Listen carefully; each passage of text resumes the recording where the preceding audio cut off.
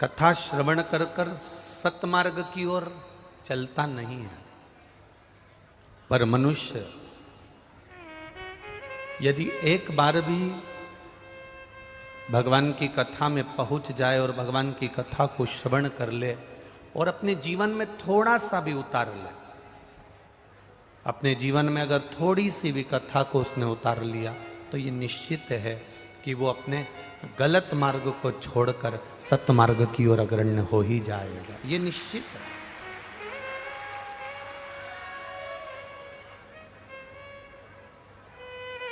कितनी दूर से आप लोग कथा सुनने के लिए आए हो?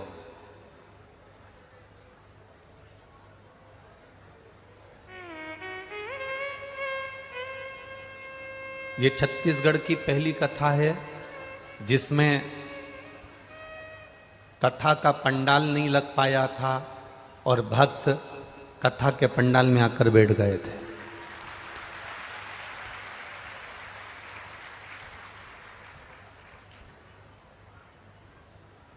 कथा का पंडाल तो लगा ही नहीं था और भक्त पहले से अपने अपने हिसाब से व्यवस्थाएं संभालने के लिए कथा के पंडाल में आ गए थे। कितनी श्रद्धा, कितना विश्वास, कितनी दृढ़ता है आपकी। कितनी दूर दूर से आप 500 kilometre, 200 kilometre, 50 kilometre, 10 kilometre, 20 kilometre दूर से चल चल कर, जब वहाँ से चले थे 50 किलोमीटर था और आगे बढ़े 25 किलोमीटर हो गया और आगे बढ़े 10 किलोमीटर हो गया और आगे बढ़े 5 किलोमीटर हो गया। आप इतनी दूर से चलते चलते चलते चलते चलते चलते दूरी कम होती चली गई और आप कथा के पंडाल में पहुंच गए और कथा आपको प्राप्त हो गई। जब इतनी दूर से चलकर धीरे धीरे आगे बढ़े तो दूरी कम हो गई और कथा आपको मिल गई। उसी तरह रोज शिव महापुराण की कथा जो टीवी पर सुन रहे हैं, जो फेसबुक पर सुन रहे हैं, जो पंडालों में कथा सुन रहे हैं, रोज प्रतिदिन हम कथा सुन रहे हैं, इसका मतलब है हम धीरे धीरे आगे बढ़ते चले जा रहे हैं। अपने घर से चले थे, धीरे धीरे बढ़े थे, बढ़ते बढ़ते गए, बढ़ते बढ़ते गए तो कथा प्राप्त हो गई। उसी तरह रोज कथा सुनते चले जाओगे, बढ़ते चले जाओगे, बढ़ते चले जाओगे तो एक दिन भोलेनाथ भी प्राप्त हो जाएगा। ये निश्चित है। लोग कहेंगे क्या मिलता है कथा सुनने से? अभी तो सुनी थी, 15 दिन पहले तो सुनी थी, 10 दिन पहले तो सुनी थी। शिव तत्व की प्राप्ति क्या होती है? एक पत्र में देखिए किसी माँ ने लिखा है, नहीं टूटा भरोसा, नहीं टूटा, मात्र टीवी पर कथा सुनकर भरोसा इतना दृढ़ हो गया, इतना दृढ़ हो गया कि मेरे बाबा को गोदी में संतान देना ही पड़ी। ये शिव तत्व है।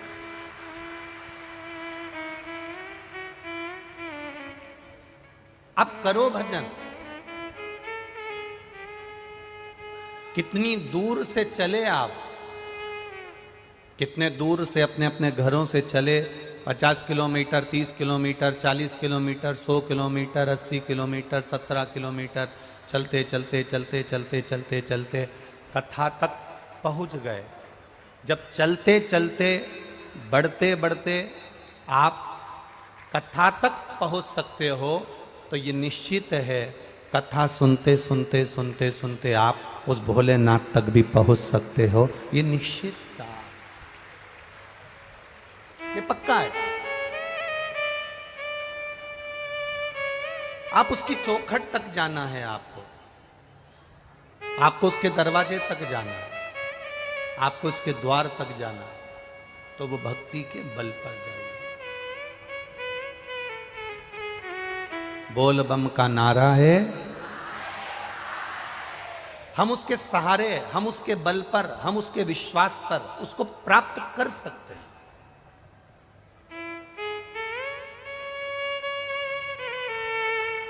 और जब हमारा भरोसा, हमारा विश्वास जब दृढ़ हो जाएगा तब परमात्मा अवश्य प्राप्त होगा, ये निश्चित। भरोसा जब दृढ़ हो गया, विश्वास जब पक्का हो गया, परमात्मा मिलेगा। मनुष्य में, जानवर में, पशु में, पक्षी में एक सबसे बड़ा अंतर है। पशु, पक्षी, जानवर कथा श्रवण कर कर उस पथ पर नहीं चल सकते, पर मनुष्य कथा को श्रवण कर कर भगवान के सतमार्ग के पथ पर चल सकता है, वो भटकता नहीं है, ये निश्चितता।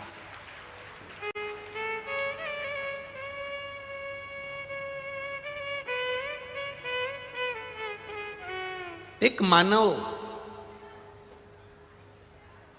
को जो ज्ञान प्राप्त होता है, अगर उस ज्ञान का उसको अहंकार नहीं हो, उस ज्ञान का उसको अभिमान नहीं हो, तो शिव महापुराण की कथा कहती है वो मानव संपूर्ण विश्व में कुछ ना कुछ अच्छा कर कर चले जाता है। पर जिसको अभिमान आ जावे, ज्ञान का अहम हो जावे, ज्ञान का अहंकार आ जावे, फिर वो परमात्मा को प्राप्त नहीं कर पाता है। एकांतेश्वर शिव महापुराण की कथा हमको यही बता रही है।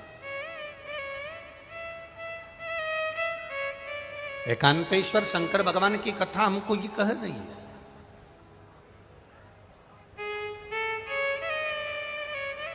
एकांतेश्वर शिव महापुराण की कथा ये हमको समझा रही है कि हमें भक्ति के बल को कैसे था। शंकर भगवान को चढ़ाया गया एक लोटा जल खाली नहीं जाता है। जिसने महादेव को एक लोटा जल चढ़ाया है, महादेव ने उसका जल चढ़ाने वाले हाथ को मेरे महादेव ने पकड़ लिया, और पकड़ लिया तो उसको पार लगा दिया।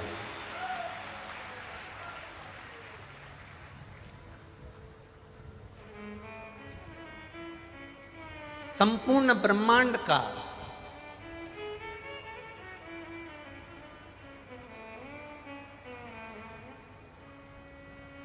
महाराज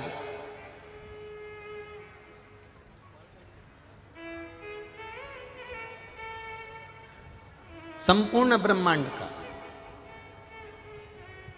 यदि कोई संचालन करने वाला है, संपूर्ण ब्रह्मांड को अपनी मंजिल तक पहुंचाने वाला है, संपूर्ण ब्रह्मांड में अगर कहीं भक्ति का बीज भी प्रकट करने वाला है, संपूर्ण ब्रह्मांड में अगर कुछ देने की सामर्थ्यता कोई रखने वाला शिव है। शिव के सिवाय कुछ भी नहीं, केवल शिव।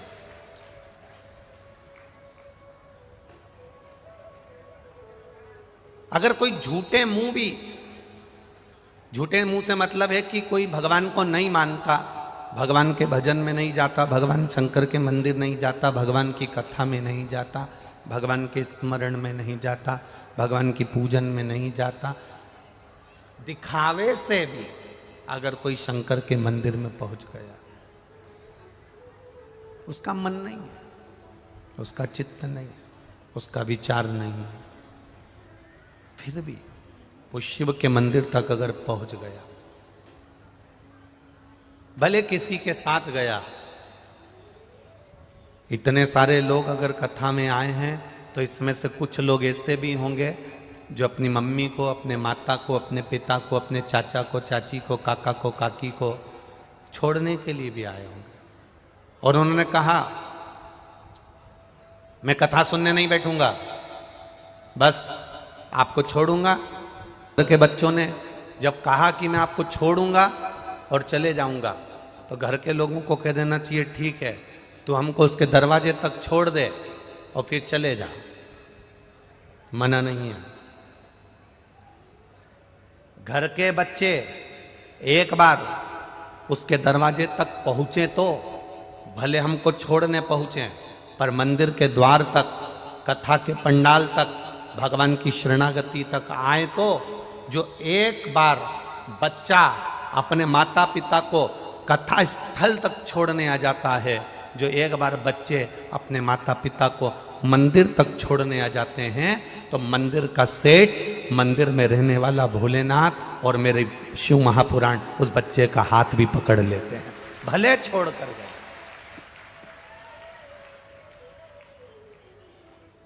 भले वो छोड़ कर क्यों ना गया।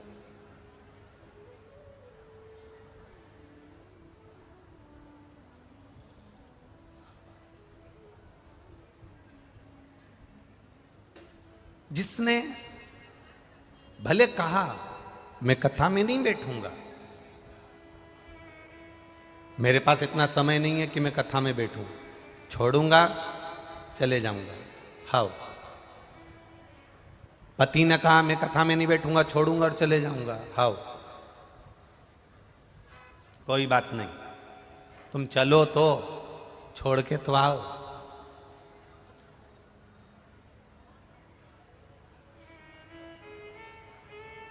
जमाई जीजा जब अपनी पत्नी को मायके छोड़ने के लिए जाता है, भले वो दरवाजे पे से छोड़कर चले जाए, पर सम्मान तो मिलता है ना कि जीजा जी आए हैं, जीजा जी आए हैं, बहनोई आया है, पानी पिला दो। भले वो छोड़कर जा रहे हैं, उसने कहा मैं रुकूंगा नहीं, और दरवाजे तक आए तो जमाई अपनी पत्नी को मायके छोड़ने के लिए आता है, भले अंदर प्रवेश करे ना करे, घर के अंदर आए ना आए, दरवाजे से भी अगर लौट कर जाएगा तो भी सास ससुर उसको तिलक करके 500 रुपए का लिफाफा कपड़े दे देते हैं, क्योंकि जमाई आया है। उसी तरह तुम्हारा बच्चा, तुम्हारा बेटा, तुम्हारी बेटी, तुम्हारे परिवार वाले भले अंदर आए ना आए, बाहर से भी अगर कथा में छोड़कर चले गए तो भी मेरा महादेव कुछ ना कुछ तो दे ही देता है। वो शिव है।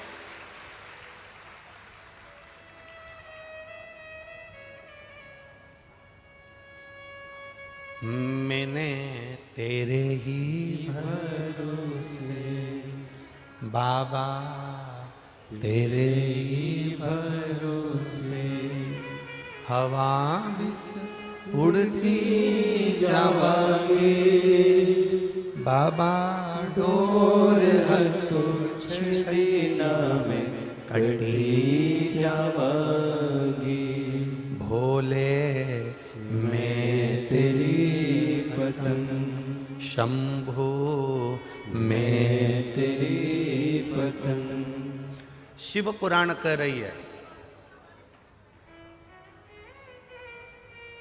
एक छोटे से पत्थर को जल चढ़ाना चालू कर दोगे, पूजना चालू कर दोगे, पूजते रहोगे, पूजते रहोगे, पूजते रहोगे, तो पत्थर में भी प्राण आ जाते हैं और पत्थर की भी प्राण प्रतिष्ठा हो जाती है।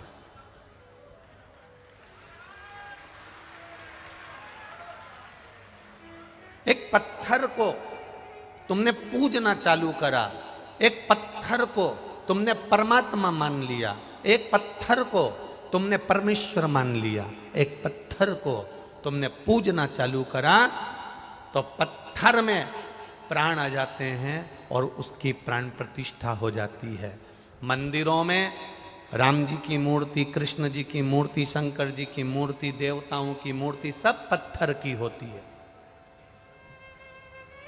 सब पत्थर की है।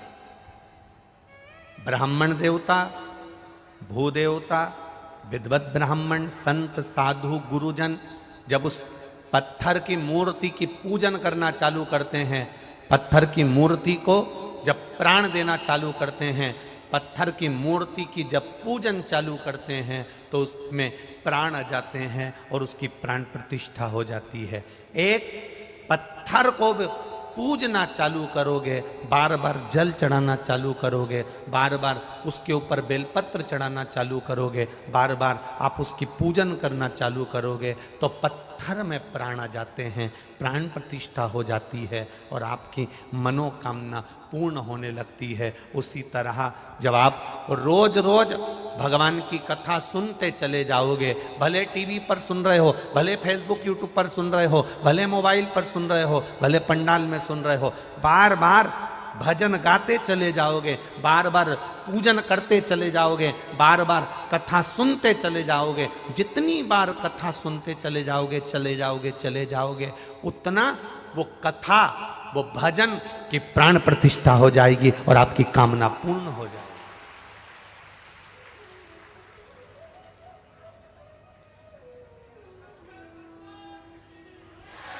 भजन के बल को बढ़ाओ,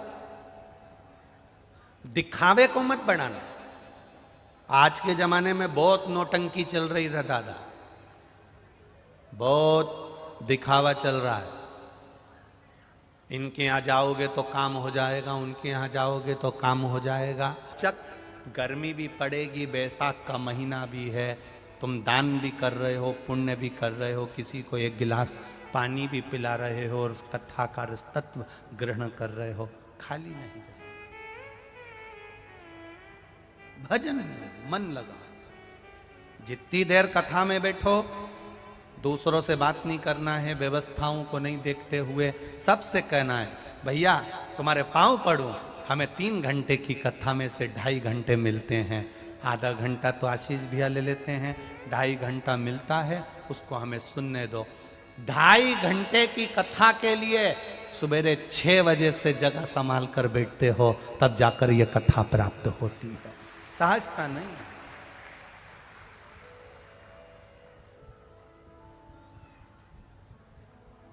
भजन में चित्त लगाओ, जितनी देर बैठो उतनी देर तुम्हारे मुख पर श्री शिवाय नमस्ते, जितनी देर बैठो उतनी देर तुम्हारे मुख पर भगवान का भजन। मार्कंडू जी ने एकांत में शिव जी का पूजन करा, शंकर भगवान प्रकट हो गए, प्रसन्न हो गए।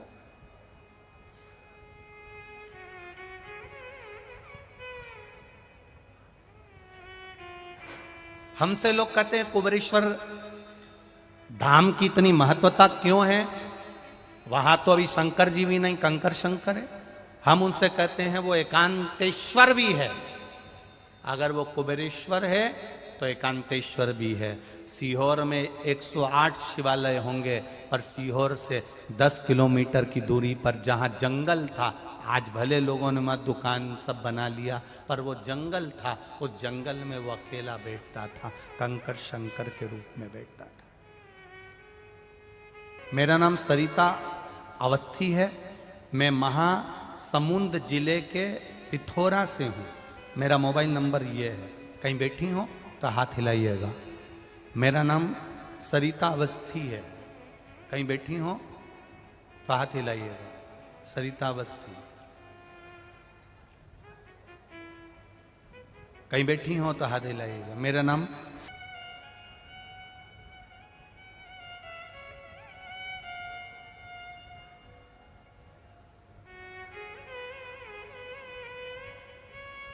मार्कंडू जी ने पूजन करी, फल मिला, शिव जी ने आकर दर्शन किया, मांगो। मार्कंडू जी क्या चाहिए आपको? संतान नहीं है मेरे यहाँ, औलाद नहीं है। औलाद नहीं है? नहीं। क्यों चिंता करते हो? कैसी संतान चाहिए? चिरंजीवी। अगर संतान दूंगा चिरंजीवी तो वो अच्छे लक्षण की नहीं रहेगी, और एक संतान अगर मैं दूंगा आपको जो तुम्हारे यहाँ केवल कुछ वर्ष, 12 वर्ष की अवस्था में मर जाएगी, बड़ी ज्ञानवान होगी, तुम्हारा नाम रोशन करने वाली होगी। कैसी संतान चाहिए तुमको, बोलो। एक संतान वो होती है जिसकी लंबी आयु होती है और दुनिया को दुख देती है। एक संतान वो होती है आयु कम होती है और दुनिया को सुख देती है। आपको कौन सी संतान चाहिए?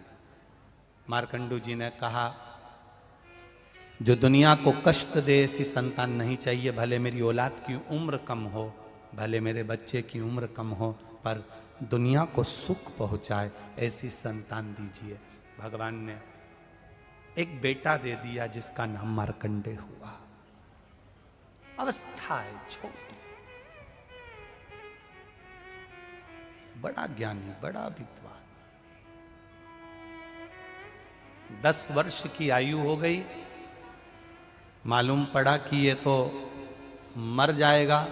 12 वर्ष की केवल आयु है इसकी, क्या करा जाए। एकांत में शिवलिंग का पूजन कर कर अगर बेटा मिल सकता है तो एकांत में शिवलिंग का पूजन कर कर बेटे की उम्र भी बढ़ सकती है, यह निश्चित है। अभी आपको कथा में कहा एकांत का शिवलिंग उम्र बढ़ा देता, एकांत का